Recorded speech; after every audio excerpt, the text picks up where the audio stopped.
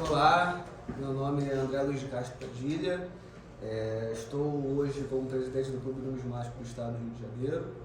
Sou pesquisador em numismática clássica, formado em Direito, História, e hoje eu vim apresentar um pouquinho sobre o meu livro, a Numismática Bíblica, e a gente vai tentar aqui fazer minimamente uma apresentação do que é o tema, ou que gira em torno do tema, para a gente possa depois conversar de uma forma mais avançada. Então, primeiro, de forma bem simplificada, a numismática bíblica consiste no estudo das moedas e ou unidades de peso que circularam durante o período em que a Bíblia foi escrita pelos locais históricos correspondentes. Eu gosto de colocar essa definição porque, na verdade, a numismática bíblica ela tem duas subdivisões. Porque você pode considerar como numismática bíblica também as moedas que são diretamente citadas na Bíblia, né, com a parábola da a César o que é de César e a Deus o que é de Deus. A gente vai falar um pouquinho sobre ela depois. Mas também a gente pode falar sobre as moedas que geograficamente estavam ligadas à construção da Bíblia, à construção da história bíblica, né, a moeda dos reinos amorreus, a moeda dos herodianos, os próprios procuradores romanos que trabalhavam na região da Judéia, e isso fez parte da história bíblica. Porque, por exemplo, Pilatos, que ele está diretamente ligado à história da crucificação de Jesus Cristo, ele tem moeda, ele tem uma fonte de pesquisa numismática. Então, por mais que ele não seja uma moeda citada na Bíblia, ele está citado na Bíblia e nós temos moedas com o seu nome. Então, também faz parte da história bíblica. E aí, apresentando em moedas, eu sempre começo com as duas, na minha visão, mais importantes. Para mim, essa é numismaticamente o que seria a moeda mais importante de um recorte bíblico, porque Jesus efetivamente ele pede uma moeda e ele faz uma análise.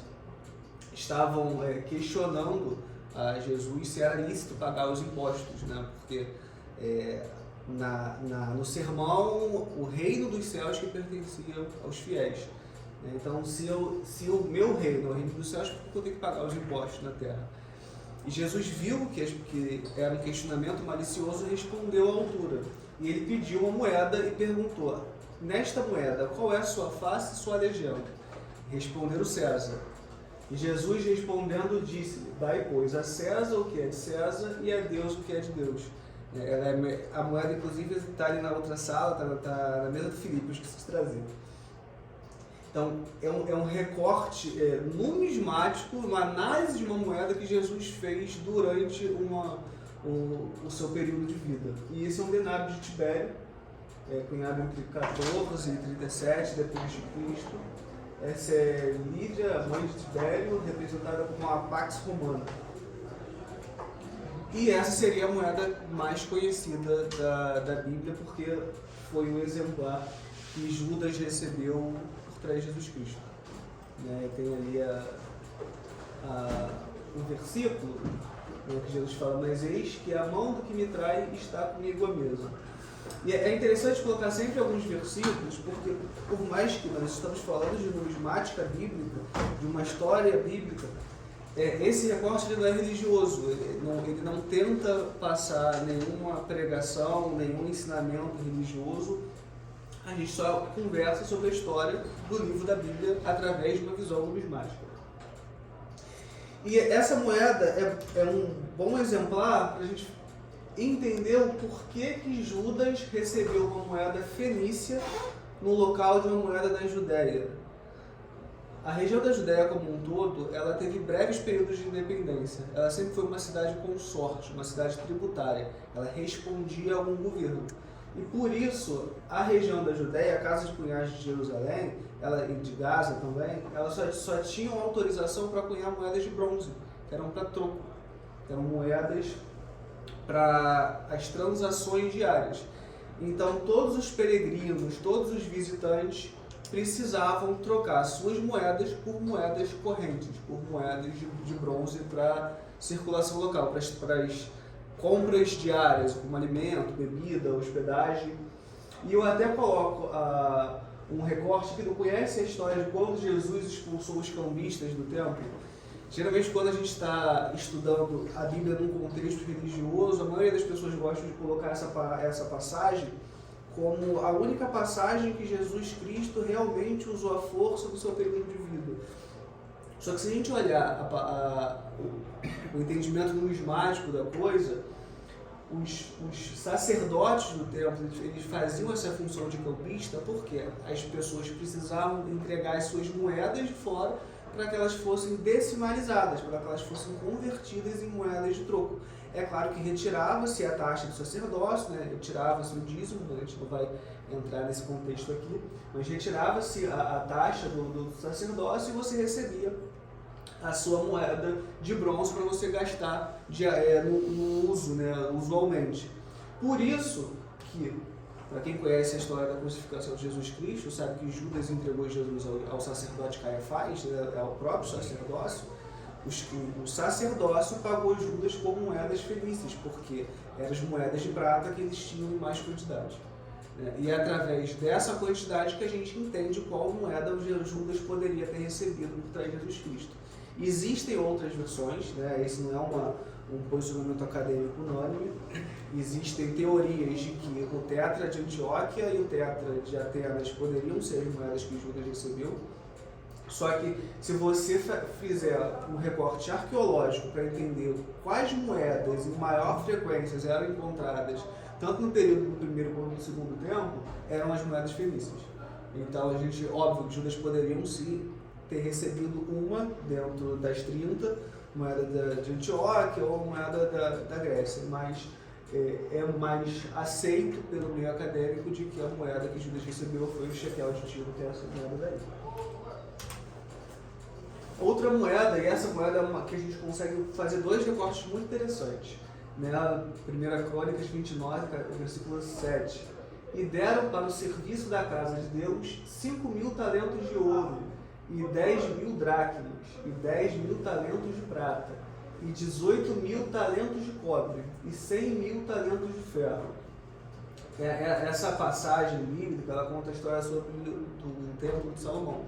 O quanto de dinheiro que Salomão recebia por ano para construir o histórico e grandioso templo de Salomão. Mas a partir só dessa moeda, né, esse é o rei Dário I, esse rei Dário I, esse é o Dário, a gente consegue fazer dois recortes. Primeiro, o que era o talento? Como o talento é citado como 10.000 talentos de ouro, de prata, as pessoas acreditam que o talento é uma moeda. E não é. O talento, na verdade, é uma unidade de peso. A gente estava até conversando aqui com o Osvaldo, a palavra em hebraico original é kikar, e ela foi traduzida do grego para o latim como talento. Talento significa balança, significa pesagem. E a gente tem diferentes pesos para o talento de acordo com a região em que você estiver estudando. O talento grego pesava 20,4 quilos, o romano 32,3 quilos, o egípcio 27 quilos, o talento babilônico tinha uma subdivisão do talento leve, 30,3 quilos, o talento pesado, 60,6 quilos, né, o dobro, e o talento bíblico, ou o talento hebreu, como também é conhecido, pesava 58,9 quilos. Então, para a gente fazer o entendimento do versículo anterior, nós vamos usar sempre o talento bíblico, que é de 58 quilos. Se a gente converter o talento bíblico pelo valor que a Bíblia mostra e atualizar pelo valor do ouro hoje, né, o livro foi lançado em julho, dá 7 trilhões de reais. Só em ouro. Só em ouro. Não fiz a conta para bronze, para prata. E na Bíblia, a continuação ainda recebeu outros valores. Recebeu vestes sacerdotais e madeira para construir o templo, porque a madeira também era muito valiosa naquela época. Outro parte importante, isso é uma das coisas que mais precisam ser levadas em atenção no estudo da numismática bíblica, são as traduções que a Bíblia apresenta. Porque a Bíblia, originalmente, ela foi escrita em hebraico, aramaico, grego, alguns capítulos.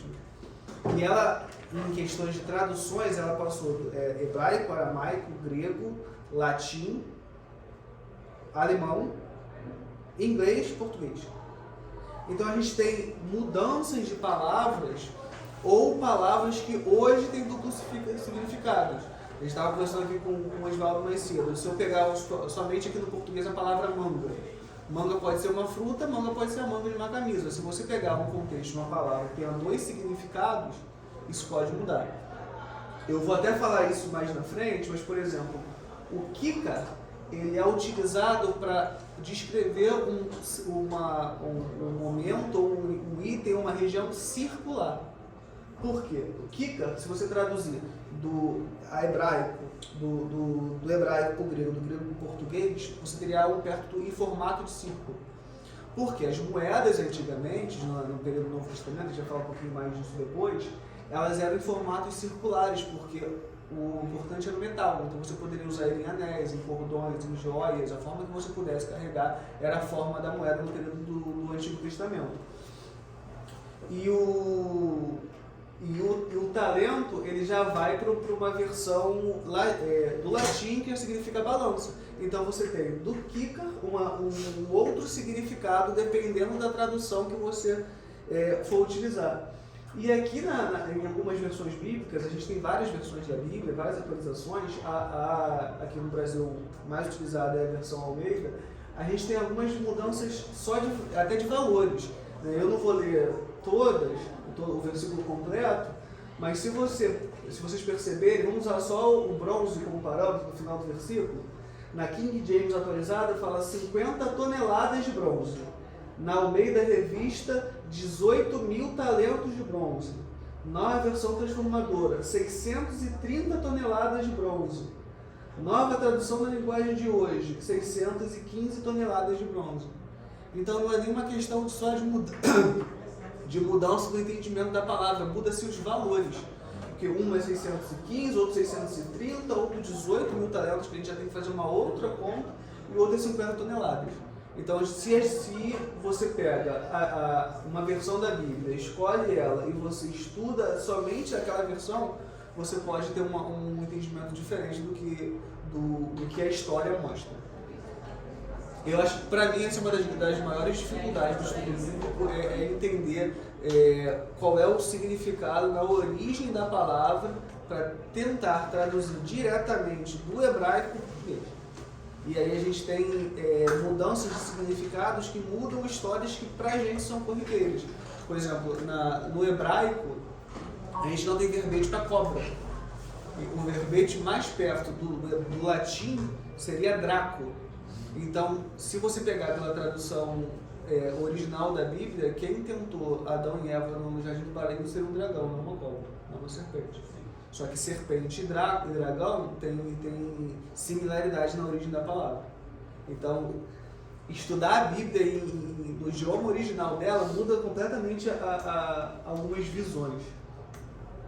E aí, outra questão da numismática bíblica é que em algumas passagens a gente tem o verbete dinheiro utilizado para valorizar uma peça. Né? Para que eu não lesse todo o texto, eu deixei grifado ali só o versículo 5, porque podia vender-se por mais de 300 dinheiros. Qual era o valor do dinheiro? E a gente tem duas palavras em hebraico para traduzir que eram utilizadas para o dinheiro. Você pegar a Bíblia em hebraico ou aramaico e a versão atual. Se tiver dinheiro na versão atual, na original ou é kesef ou é quesito. O kesef é a palavra em hebraico para dinheiro ou para prata, né? E o dinheiro de uma forma genérica, e o dinheiro de uma forma genérica era a prata, então a gente pode usar os dois significados para a palavra. E o quesita era uma medida, ele significava parte de uma moeda. Até hoje a gente não sabe qual moeda ele se refere. A gente sabe que o quesita era a parte de alguma moeda, era um valor fracionado de uma outra moeda ou medida, mas a gente não conseguiu identificar o valor correto dessa peça. E eu coloquei ali até um mapa que não tem a ver com dinheiro, mas o Kika of the Jordan, que é uma região circular da Jordânia. O Kika, que eu mostrei do talento lá atrás, lembra? Então o Kika, ele originalmente também era usado para em formato circular. Outra coisa interessante que a gente tem que entender do Antigo Testamento e do Novo Testamento na história da numismática bíblica é que existe uma diferença de 400 anos mais ou menos entre a escrita do Antigo Testamento e do Novo Testamento. No Novo Testamento a gente já tem um domínio do Império Romano na região da Judéia. A gente já começa, por exemplo, Jesus nasceu não em Nazaré, né, porque Jesus de Nazaré, mas ele não nasceu em Nazaré, ele nasceu em Belém. E Jesus nasceu em Belém porque ele estava indo de Nazaré a Belém, porque José era descendente de Davi e o imperador Augusto solicitou um censo. Então, aqui já começa desde o nascimento de Jesus Cristo a pegar o domínio do Império Romano com o imperador Augusto. No Antigo Testamento, a gente já tem uma influência maior dos reinos gregos. Então, as moedas, elas não existia uma metalização como a gente conhece no Império Romano, né? As moedas não eram no formato das moedas que a gente viu anteriormente, eram mais unidades de peso. No livro eu consigo falar um pouquinho mais, mas os hebreus eles tinham um sistema de pesos extremamente avançado para a época. E esses pesos são raríssimos. Conhecida só existe uma coleção completa. Então, mas é muito interessante estudar essa parte também. Então, quando a gente vê no Antigo Testamento falando dracmas de ouro, era porque o dracma era correspondente a uma unidade de peso no Império Grego, no Império Macedônio, que era utilizado pelos hebreus, pelos judeus. Então, quando a gente vê o Antigo Testamento, as moedas eram na forma que elas se apresentassem, no metal bruto ou em formato de joias, colares, cordões, brincos, a forma que você pudesse transportar o seu dinheiro, você poderia utilizar. Porque, como a gente estava conversando mais cedo, isso na verdade é uma evolução do escambo. A gente tem um problema no escambo que, se eu produzo uvas, e eu planto, eu cultivo uvas, eu posso produzir no máximo vinho.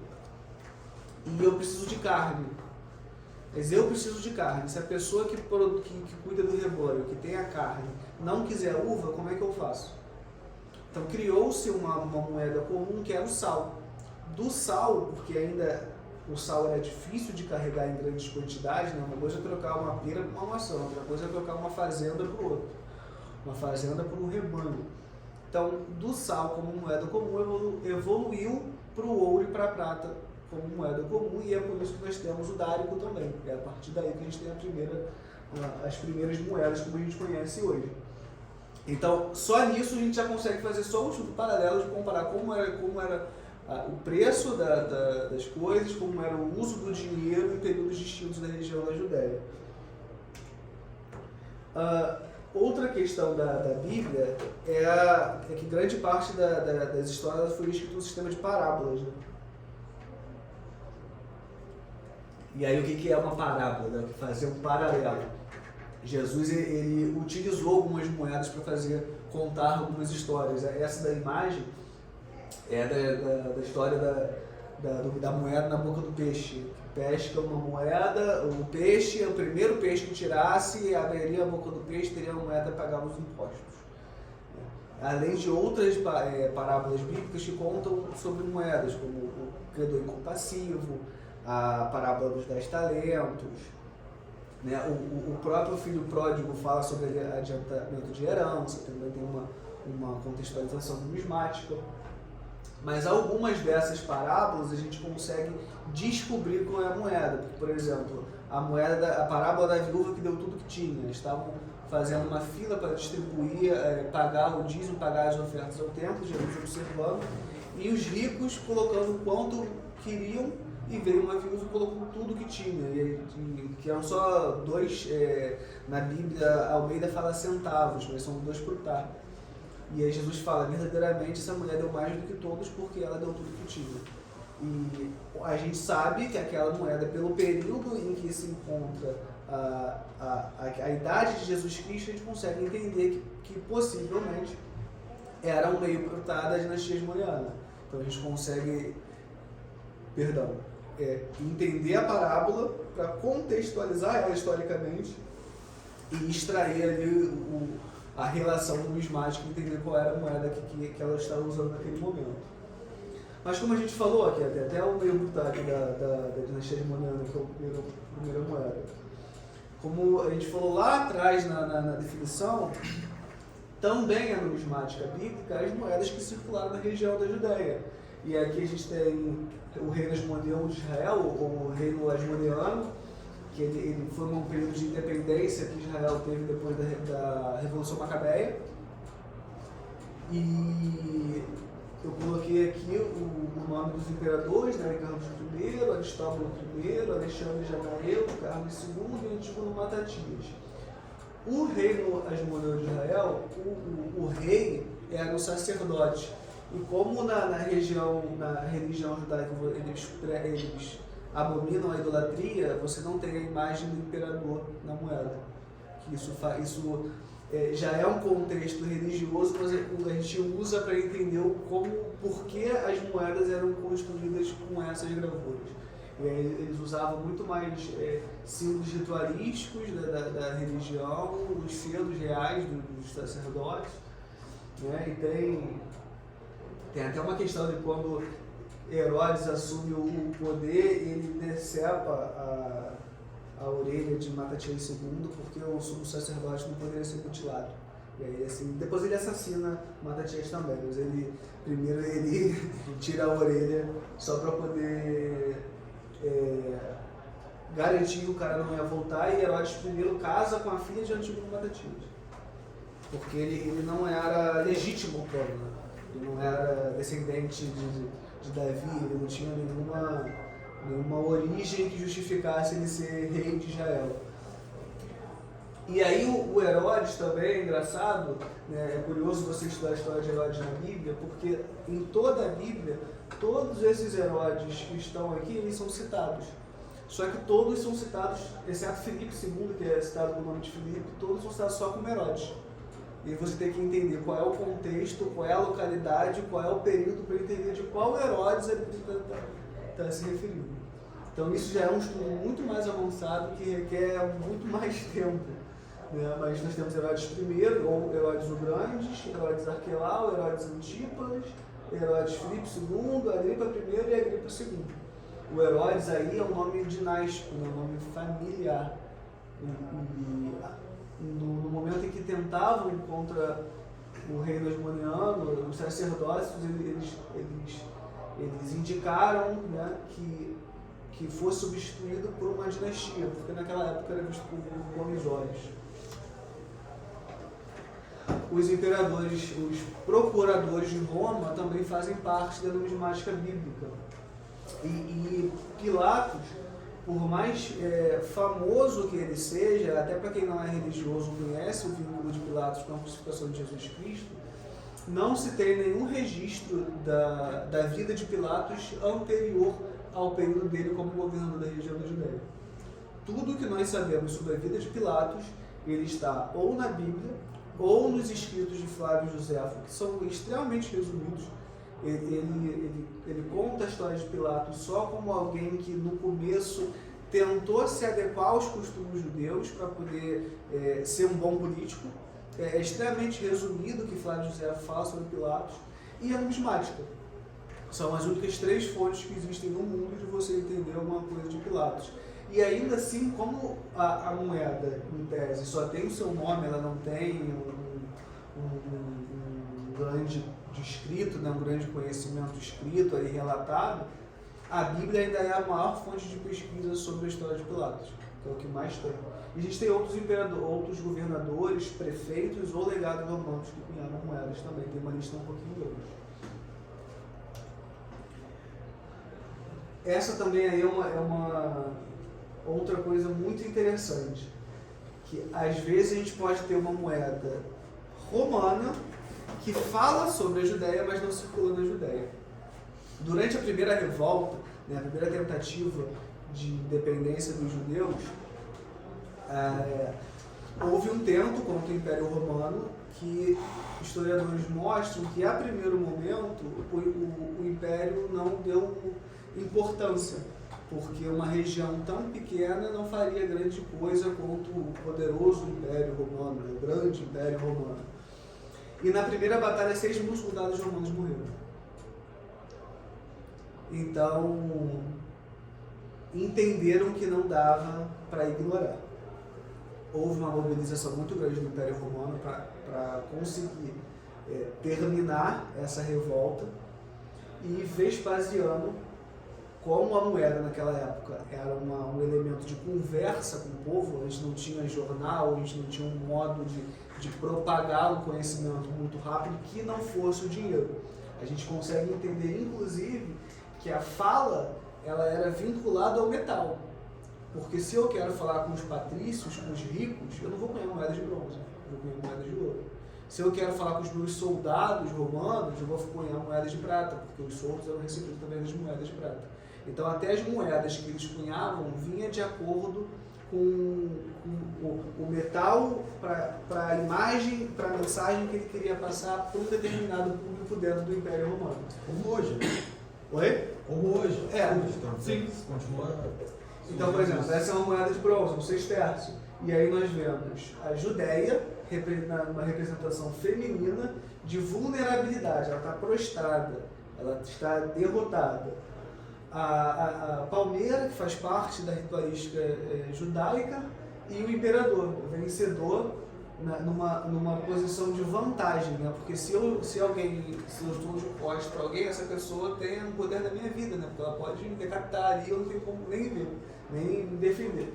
E aí no canto esquerdo nós temos um estandarte de guerra feito com materiais dos derrotados. Nós temos espadas, escudos e um elmo. Então essa é uma moeda do povo, contando que o imperador ele está acima da região da Judéia. Mas na moeda romana, na moeda de prata, para os soldados, nós temos a moeda com estandarte no meio da moeda. Para a moeda de ouro, nós temos moedas que mostram mais sobre a ritualística, né? Para falar que o Império Romano está acima da cultura dos judeus também, porque era um povo mais culto, um pessoal que entenderia a mensagem. E aí o nome dessa série é Judéia Capta, né? Judéia Capta, Judéia Capturada, e nós temos moedas também, Judéia Devicta, né? Judéia Derrotada, que é uma moeda que ela foi cunhada para o Império Romano, não circulou efetivamente na região da Judéia, mas ela serviu para o Império Romano falar com o povo de que não deveriam ir contra o Império Romano, utilizando a região da Judéia como exemplo. Então, isso também faz parte da história da Judéia, também faz parte do pós-bíblico, né, digamos assim. E aí a gente tem as moedas da primeira revolta, como eu falei, a Judéia Capta por causa da primeira revolta. Ao todo são 3 revoltas. A primeira revolta, que ficou conhecida como Grande Revolta Judaica, a segunda revolta, ou Revolta de Quitos, que foi de 115 a 17 depois de Cristo, mas não houve cunhagem de moedas nesse período, e a terceira revolta, que é a Revolta de Bar Kokhba, que é de 132 a 135 depois de Cristo. A primeira revolta judaica, ela foi de 66 a 70 depois de Cristo. Ela se encerra historicamente em 70 depois de Cristo por causa da cunhagem da série Judéia Capta. Porque o imperador falou assim, não, agora acabou. E aí historicamente é entendido que acabou ali. Mas se tem registros de batalhas até 73 depois de Cristo.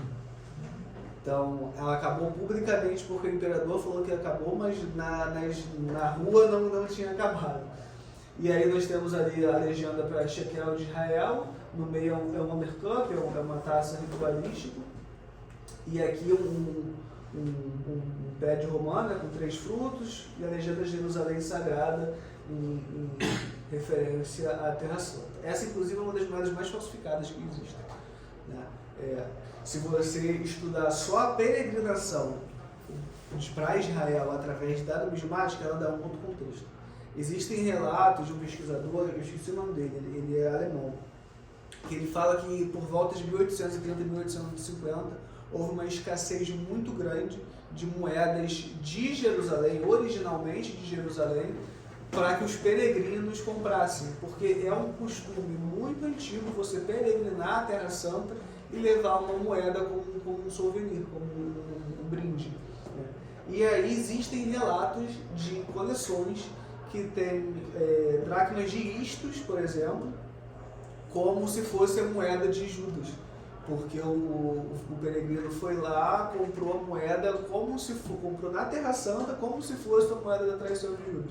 Só que assim, não existe nenhuma relação histórica que a gente possa relacionar as duas, mas é essa questão de venda de moedas em peregrinos. Hoje, você ainda pode comprar moedas em uma peregrinação à Terra Santa. Você vai comprar um efetivo souvenir, um brinde, uma falsificação com base nessa moeda. E vira e mexe aparece alguma que alguém foi lá, comprou por €1, por £1, por $1 e que chega aqui vendendo por R$10.000. Isso acontece, ainda há os que falam, eu achei enterrado na areia durante a minha peregrinação. Tem todo um contexto histórico, não é tão simples assim. E a moeda da revolta de Barpô, que tem Sião, né, de Tizion, que é o Monte Sião, que é onde havia a fortaleza que Davi conquistou, de região de Jerusalém. E aqui o ramo de palmeiras com a legenda pela liberdade de Jerusalém. E aí, essa moeda é interessante, historicamente e até bem pesada, porque essa é a última moeda cunhada por Israel. Em 135 depois de Cristo, nós temos a dissolução do Estado de Israel e nós sabemos a reorganização do Estado de Israel em 1941. Então a gente tem uma lacuna aí de 1.800 anos sem cunhagem de moedas. E se quiserem aprender um pouquinho mais, porque a gente tem que fazer de uma forma muito rápida aqui, apresentar os tópicos, mas tem um pouquinho com mais detalhes no meu livro, que eu publiquei em junho, agora desse ano.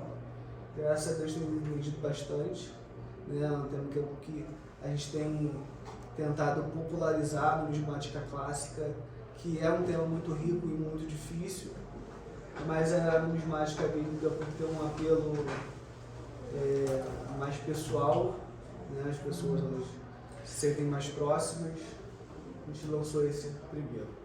André, você fez um recorte exatamente das moedas que podem ser referidas na Bíblia. Sim. Mas assim, eu percebo que tem muitos acadêmicos brasileiros que estudaram moedas da época, moedas hebraicas, e tem muita publicação a respeito. O que é interessante, porque você está contando, esse recorte vai mais próximo de muitas outras pessoas. Enquanto que estudar numismática hebraica, mesmo que fosse na época do Império Romano, todo mundo vai achar que é a mesma coisa que você está falando. Não é. E você está falando. Existem versões diferentes, né? O David Hayden, por exemplo, ele pesquisa tudo que foi cunhado naquela época. Então, até os selos reais, ele tem um estudo próprio. Aqui no livro eu só coloco um selo do rei Ezequias, que foi recentemente encontrado, tem uns 2 anos, e um selo real de Davi, né? Porque Davi é uma pessoa mais conhecida dentro do estudo bíblico, então eu coloquei um dele. Mas o rei já tem um estudo só para os selos, então isso já é muito mais coisa. Eu concentrei o meu estudo na região da Judéia, mas houve visitas de Paulo, de Pedro, para outras cidades do Império Romano. Eles eram profetas, eles levavam a palavra para outras regiões. Então você pode fazer, né, o Richard Pan, ele faz uma jornada bíblica pela numismática. E ele faz uma cronologia de viagem pela história bíblica e mostrando qual moeda circulava pelaquela época. Porque se eu falo que o apóstolo Paulo ele é referente à Bíblia, ele está ligado à história bíblica, então eu posso pegar todas as viagens do apóstolo Paulo e fazer um recorte bíblico. Nós temos as 7 igrejas do Apocalipse. As 7 igrejas possuem, são feitas em cidades diferentes, e essas cidades possuem moedas. Então a gente tem todo um recorte que a gente pode utilizar. Porque a numismática ela é essa ferramenta de ilustração histórica extremamente importante, que a gente tenta inserir no meio acadêmico com mais rotina. Mas o meu livro ele é mais voltado para as moedas da região da Judéia. E a gente tem as moedas de todos aqueles imperadores que a gente cita aqui, todas as moedas deles, porque não são muitas, não há muita variedade, todas as moedas deles estão no livro. Todas as moedas dos imperadores, dos procuradores romanos estão no livro. Todas as moedas da primeira e da terceira revolta estão no livro. Mas a gente tem também aqui, não sei se eu vou conseguir mostrar na câmera, outros recortes que são interessantes através de um estudo bíblico individual. Por exemplo, a gente tem a moeda com o ouvido de Deus. Vou mostrar aqui para ver se está aparecendo no vídeo. Tem que botar um pouco mais perto. Só para... Ouvido do ouvido? Acho que dá para ver um pouquinho. Tá vendo? Para ouvir? Porque o que acontece? Na Bíblia está dizendo que Deus criou o homem à sua imagem e semelhança. Se ele criou o homem à sua imagem, Deus ele tem um corpo humano igual a todos nós aqui. Então, se Deus tem um corpo, qual é a parte mais importante do corpo de Deus? O ouvido, que ouve o clamor dos seus servos, dos seus súditos. E existe uma moeda, ela é de 375 a 332 a.C., com o ouvido de Deus. Isso aqui não é citado na Bíblia, mas ele tem a ver com a história bíblica. Então, assim, a gente ainda tem que... Esse livro está vendendo? Sim. A gente ainda tem um recorte que você pode fazer. Não, o livro está custando R$80 no site da Numismática Castro e aqui também. E são recortes que a gente pode fazer porque cada estudioso vai ver as suas ferramentas e utilizar. A interpretação ela tem que ser histórica, mas a contextualização que você vai trazer para aquela informação aí ela já é pessoal. Tanto que a gente tem, a primeira pessoa que explora a numismática bíblica como literatura é um italiano em 1890, se não me falha a memória. Só que se você pegar o livro do Richard Plan, é um livro diferente. Se você pegar o livro do David Hand, é um livro diferente do meu e do Richard Plan. Então, assim, são 3 literaturas que falam sobre a numismática bíblica, mas com 3 visões diferentes e 3 caminhos diferentes, com moedas que um não entende que estão dentro do contexto ou que não precisam ser citadas. E é um pouco disso. Escrever ainda tem que ter um pouquinho da entendimento do autor, porque senão a gente escreve 60 livros e não encerra nada. No teu trabalho tem muito da sigilografia, né? Sim. E esse contexto, de que maneira tu conseguiu pontuar ele, né, dentro das imagens, enfim, da iconografia? E essa pesquisa se deu por quanto tempo para chegar ao resultado do trabalho? Por um livro sendo publicado, 13 anos. 13 anos. Eu sou muito feliz em falar que eu venho de uma família de colecionadores. Meu pai era filatelista, minha mãe é cartofilista. Os dois aposentados, não colecionam mais nada e a coleção de ambos está comigo. Então, principalmente por causa da filatelia, a gente estuda muito sigilografia e heráldica. Então a gente vai desenvolvendo um entendimento a partir das visões. E na numismática clássica, principalmente, eu tenho um curso de numismática clássica de básico. Por quê? A gente, no período em que nós vivemos, nós nos acostumamos a ler catálogos.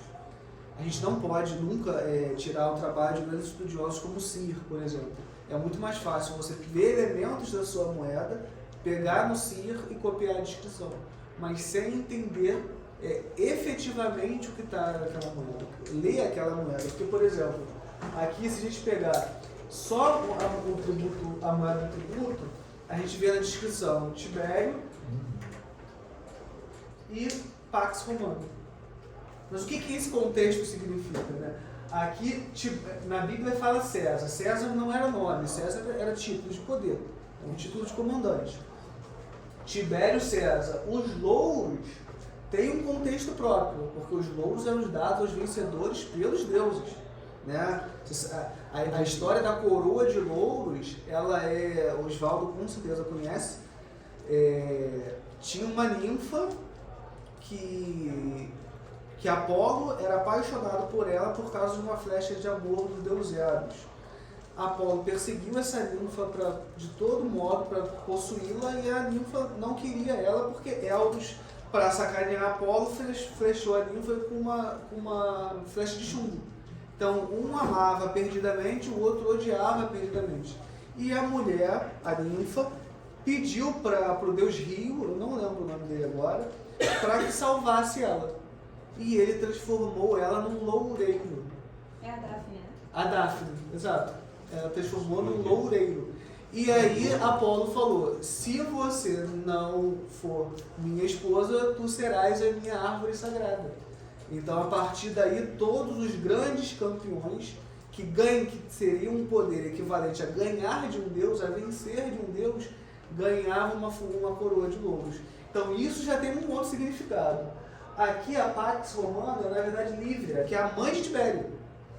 E a Pax Romana, ela tem uma história à parte. A Pax Romana é um período dentro do Império Romano onde existia, a partir de muita guerra, de muito sangue, um período de paz que você poderia transitar entre os estados, entre as cidades do Império Romano.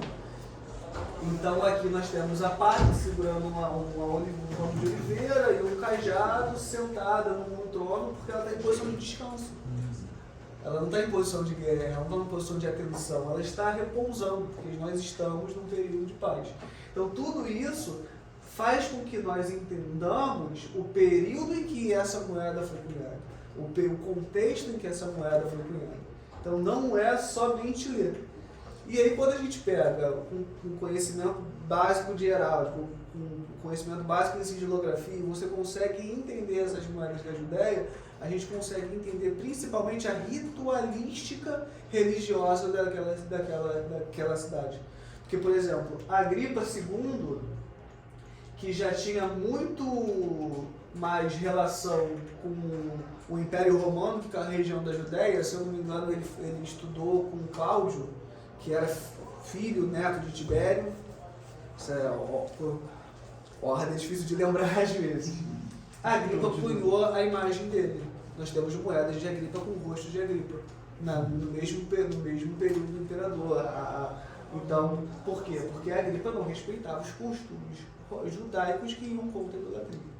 Então, a gente vai lendo a moeda e entendendo o contexto, entendendo como vivia aquela região, como funcionava aquela região. Estava conversando hoje mais cedo. As sociedades, elas se desenvolvem a partir do dinheiro. A gente está muito acostumado a ver o desenvolvimento socioeconômico. Então, só que a gente está muito mais acostumado a usar a sociedade utilizando o dinheiro como ferramenta de prosperidade, mas não a usar o dinheiro como ferramenta de entendimento para entender a evolução daquela sociedade. Que é basicamente o que a gente tem aqui nesse livro. André, aproveitando até essa questão aí, né, que obviamente isso é sabido, e você reforçou que os dominantes sempre se utilizavam de símbolos para fazer chegar ao povo quem mandava de fato, né? E aí, no caso, quando você vê aí essas duas moedas, existe uma interseção entre elas, né? Porque uma vai até 37 e a outra vai até 40. Começa a partir de 40, né? Isso aí significa, por exemplo, porque quando Herodes toma o poder, digamos, ele ainda existe a utilização da outra moeda do período anterior, não é isso? Então, na numismática clássica, essa gravura, essa imagem, ela não dá valor para a moeda, ela dá segurança, porque a gente sabe que a prata do Império Romano é boa. Quando você via essa moeda, você via que a prata do Império Romano era boa, então eu posso confiar numa moeda de prata com a imagem do imperador. Só que o que precificava, o que dava valor para a moeda era o metal. Então não era porque mudava-se de imperador que a moeda deixava de ter valorização. Tanto que esse shekel, esses os denários da terceira revolta, ele é recuo. São recuos de moedas de prata romana. No livro tem até um que dá pra ler direitinho, né? Sim. A legenda. Dá para fazer uma coleção de recuos. De recuos de moedas de ideia com base nos impérios romanos. A gente consegue ver essas marcas cadê o Berbit? Já estava aqui para a gente conversar sobre isso. Essas rachaduras eram porque as moedas eram pré-aquecidas novamente para que houvesse a nova batida da imagem. Só que como ela é básica, simplesmente aquecida, ela não derretia, então ela não tirava toda a imagem e ficavam as marcas de recuo. Você consegue ver que eu estou sem mouse, mas essa duplicidade aqui em cima é por causa da legenda do imperador abaixo. Pô, então eu xinguei um cara que me vendeu a moeda, dizendo que aquela moeda era falsa, rapaz. E aí, olha a ignorância que leva a pessoa, né? E talvez aquilo fosse uma peça mais interessante do que A mais rara, Mas, porque nessa questão das moedas da primeira revolta, nós temos moedas de imperadores anteriores. Então é interessante ver o que dinheiro estava circulando aí no Reino Velho. Então quanto melhor a visualização, igual um patacão, quanto melhor a visualização da base, mais valor vai ter a moeda. Maravilha. André, agradecer em nome da Sociedade de Miséria Brasileira. Um certificado aí. E olha, a Casa da Moeda dá um presente para você. Obrigado. Eles acabaram de sair para. Vai ter outra palestra agora. É, deles mesmo, então assim, né? Acho que foram. Tem que tirar foto comigo, João. Olha, eu acho que assim, o André faz um exemplo pra gente de como que a gente pode, brincando com a numismática, entender história, histórias e o mundo social. Obrigado, André. Parabéns. Maravilha. Pô, eu quero um livro autografado, um não, dois. E olha, só tem um agora. Eu tenho tem outro com olha, felicidade. Então tá. Tá, Esse aqui é Dois, tá certo? o Roberto já está aqui. deixa eu sair daqui, senão eu atrapalho a próxima palestra. Então vamos começar a organizar. O meu já até trouxe aqui também. Deixa eu tirar. André, só tirar uma foto sobre. Ah, Fica assim, vamos oficial. Ontem a gente tirou de todo mundo. Vem só um pouquinho pra frente pra não ficar na.